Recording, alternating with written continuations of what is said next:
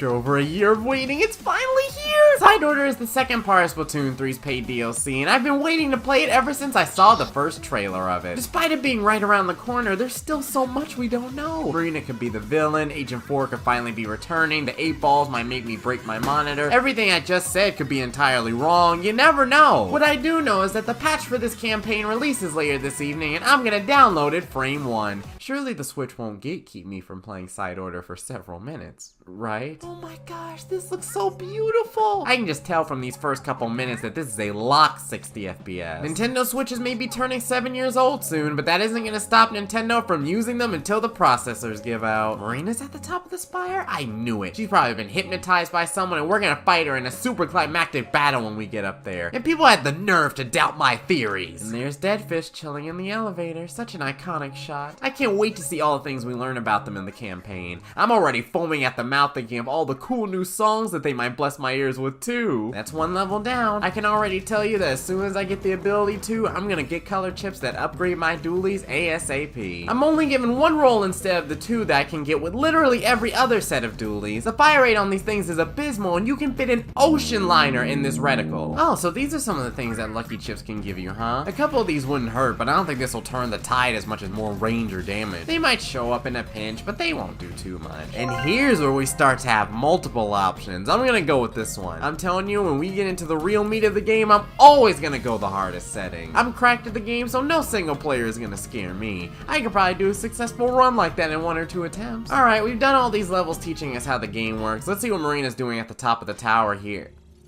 Well, hello there, aren't you? Propped up like a Little League basketball trophy. Well, it definitely does seem like she's being controlled. I don't know how the heck we're gonna get her out of that. It may be Tartar or something controlling her. Look at the color of the ink that she's in. My brain is this close to exploding from all this information. My hips are this close to bringing it back listening to this music. Oh, we got her out? That was super quick. We're only like 45 minutes into the DLC. I thought Nintendo was gonna pull some "your princess is in another castle" shenanigans. Man, I thought these were all gonna be late game cutscenes. We're getting hit with this stuff right off the bat.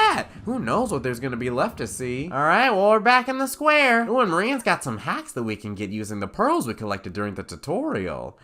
Wait, so this whole time, Marina was just cropped out of the shot when Nintendo was showing off the hacks in the trailer? And her symbol being at the bottom right was because this is literally just her computer? Now I'm gonna be paranoid for all the future trailers. Now when Splatoon 4 single player trailer is showing up, you never know when Agent 4 is just breaking it down off screen. I'm not gonna use any of these hacks though. I can do this all on my own.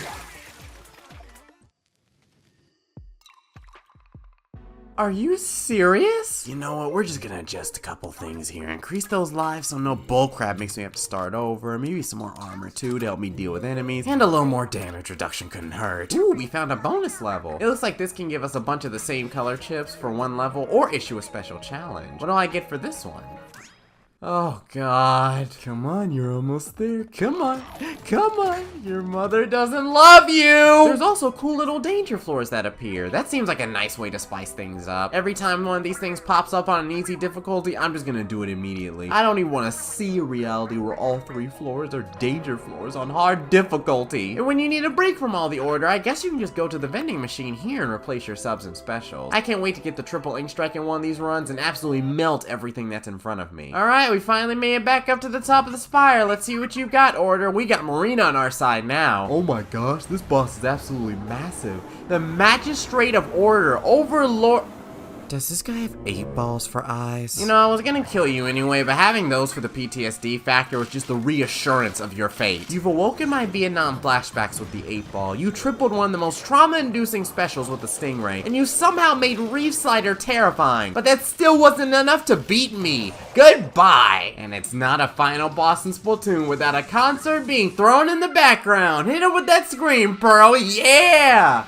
Oh my God, this whole building is coming down. I think I'm canonically deaf now, standing right next to her, right? Oh, he's taking all the color chips back? No matter, I'm still not gonna lose to you. These aren't just our chips that we got coming up here. It's every color chip. We're collecting these things like wisps. Hold on. Alright, we got the mobility. Next we go for the range color chips. Simple. Next we go for the lucky color chips. You know what they say? Better lucky than good. Oh my God, what are all these things spawning on the ground? Next we turn Pearl into a US military drone. She can fight Goku and win now. Next we get the power chips. We're gonna be one-shotting enemies now. And lastly, there's support. I wasn't even shooting at that one yet. Final color blaster. Ugh, that's what I'm talking about. Truly satisfying. Marina, can I always have this power? I would never lose another game of tower control again. And there's the end credits scene. Jesus, every single frame of this will make for a peak desktop wallpaper. But we've only just scratched the surface of this campaign. We have many, many, many, many more runs to do. But before we do, it looks like we finally returned home. It's amazing how much better this looks with the same hardware. Man. I can't wait to see all the welcome home cheater messages once this cutscene ends. Alright, back to the side order runs. Day 3. I've already done more side order runs than I can count. I've done them with other weapons. I've done them by turning off some of my hacks. Heck, I've done them by only getting lucky chips. My nightmares have been filled with anglerfish. Every time I see or hear the word riggers during my day, my fight or flight activates. And I had an assignment due at 11:59 tonight. It is 11:22, and through all that, I have to say, I loved every minute of it! Side Order is an awesome campaign that you can play a dozen times and still not see all the content that it has packed in it. While there aren't too many different types of modes and the story is just virtual child abuse, the sheer amount of different things you can do is insane. You can do a 1-life run with no hacks. You can only do the hardest levels given to you. You can only get color chips that draw out a specific character. The sky's the limit to what you can do, and who knows, maybe Nintendo will add more stuff in the future. I gotta say, at the end of the day though, Oct will forever be my favorite thing about this campaign. Not only do they exude cool energy just by being there, but they are the only thing stopping Pearl and Marina from raising this game's age rating. Just go out already!